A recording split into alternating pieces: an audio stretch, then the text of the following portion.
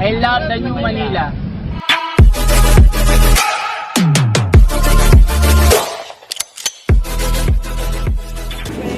Lakad-lakad hanggang doon sa pinakadulo ng mundong ibabaw na ito. Tuloy-tuloy lang ho tayo para makita natin yung mga ganap at dito yung mga DPS natin.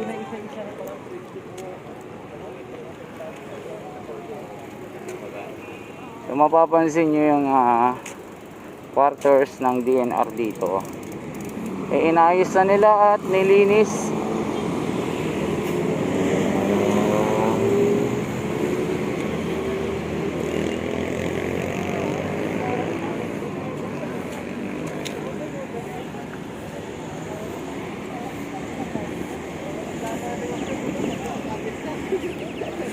Pakita mo bayag mo. Bayag mo. Kay Brian, sa bundok yun eh.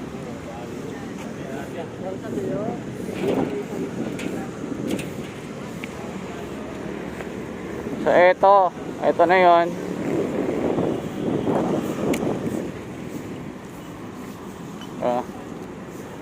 Okay. Oh, aba, may malaking ano na dito. May malaking loader ba ito? Ayun oh. Galing oh. So may loader ng malaki dito, mga kababayan. At ito rin yung pipe dito, ito na. So inayos na rin ito. Hindi pa, may butas pa. So yan, nalinis na itong lugar. Abay, may ganito pala dito. Yung 4-way test. On the things we think to say or do, it is the truth, but nothing but the truth. It is fair to all concerned. Will it build goodwill and better friendship? Will it be beneficial to all concerned? Tama-tama yung nagaganap sa bayan natin. Rotary Club of Baywalk, Manila Bay, District 3810. The 4-way test of the things we think to say or do. Okay. Sana naipaliwanag ko ng maayos, mga kababayan. At ito yung pinaka dito, pinaka filter ng Manila Bay. So pagka dumaan dyan yung mga tubig, nafi-filter na siya.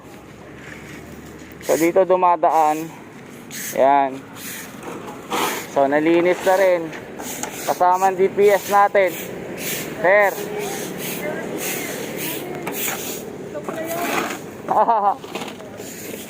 Ito na. Naku, ito na yung malaki, mga kababayan. Pang ano na ito, pang malakasan ito. Pang malakasan itong dinala dito. Galing oh. Pang malakasan. Nako, ito na. Yari ito, itong mga kanal-kanal dito at mga kung ano-ano pa, bagong bago. Bagong persa, isinabak na. Ang galing. Mamaya sasakay tayo.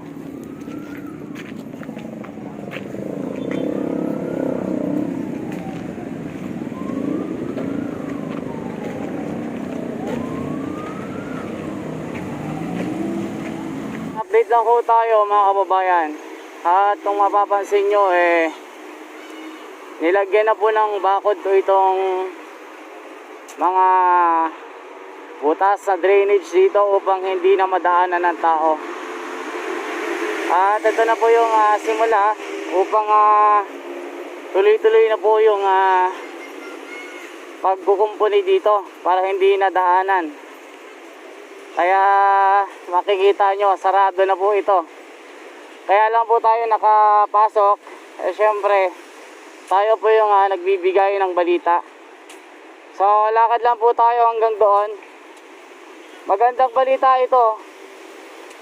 Syempre, lahat po tayo, mga kababayan, kumukuha po ng mga magagandang development araw-araw para makita natin na seryoso yung ating gobyerno. Lalong-lalo na po yung inilapit natin dito kay Secretary Roy Cimatu. Tuloy-tuloy lang po tayo hanggang doon.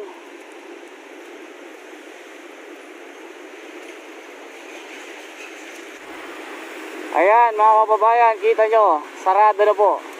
At hindi na po pwedeng pumasok yung mga nagja-jogging dyan. At kung sino mga gustong pumunta ng seawall. Dahil nga po sa pagsasaayos ng open manhole na yan, sasaraduhan na. Kaya maiiwasan na yung mga madidisgrasya. Lalong-lalo na yung mga nagbabike o mga nagmumotor. Alam niyo naman, lalong-lalo na paggabi. So good news yan. Yan lang po yung ating update ngayon. Hinuhukay na, ginagawa na yung kanal. At para sa to avoid any accident kabayan, ayan, sarado na. Kasi pag wala po yung sarado, patuloy na papasok yung mga tao dyan. Kaya magandang magandang update na sasaraduhan niya. Magandang balita.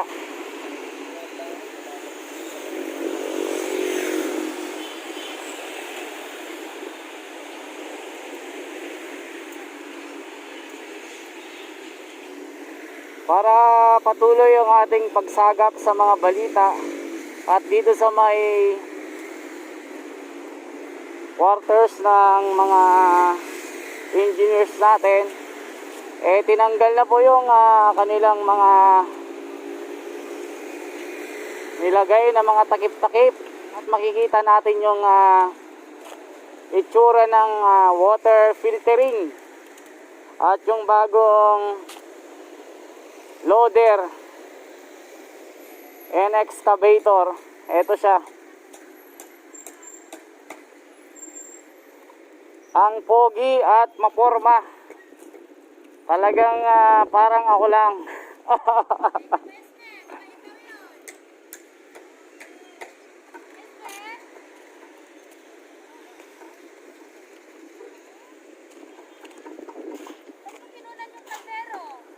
Ang kaldero. Wala akong kinukunang kaldero. Ayan. May ginagawa dito. Ito yung filtering ng tubig mga kababayan. Dito dumadaan.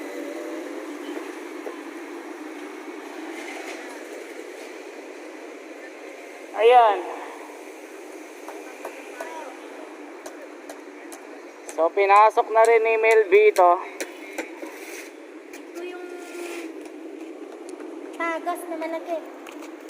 Tagas na malaki. Water filter to. Ito yung pinaka STP dito.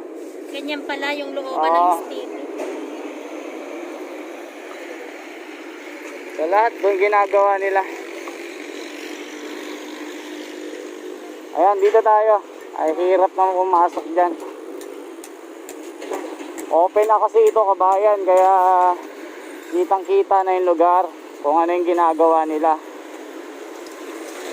So unti-unti lang nagkakaroon ng liwanag dito sa Manila Bay sapagkat lahat po ng mga sinabi natin at nireport natin ng mga problema regarding sa mga kanal, sa mga tagas, ito na siya.